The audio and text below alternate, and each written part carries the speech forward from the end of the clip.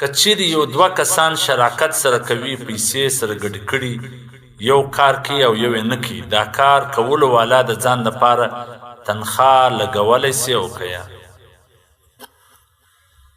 ګورې عزتمنو په دې مسله ځان پوه کړي ډېر شریکان دا رقم دي چې هغه دا پوښتنه راسه کوي چا ګاډۍ په شراکت رانیولي چا یو بل څه وي بل څه وي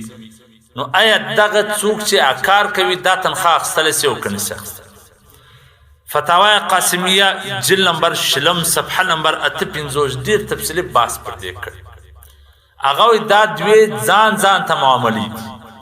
یو تاو شریک پیسې سره ګډې کې ګاډۍ مې په رانیوه موټر مې په رانیوی دوکان مې په راویستي یو دا معامله ده نیمه پیسې ستا دي نیمه پیسې د ده دي دویم دا معامله ده چې آیا دا به چلی څوک دا کاروبار به کوي څوک دا ګاډۍ به بیایي څوک دا دویمه معامله د اجرت ده اوله معامله د شراکت ده دویمه معامله د اجرت نو شراکت خو د اجرت څخه مخکې څه ایسو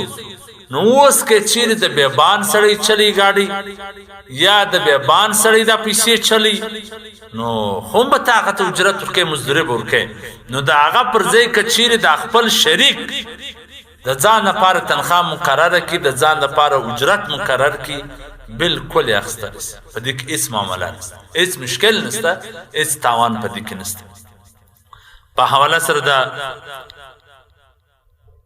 امداد الفتاوا یعنی د علامه تنویر رحم الله هم دا هغه لیکلی دي دغسې احسن الفتاوا جلد نمبر 2 صفحه نمبر 328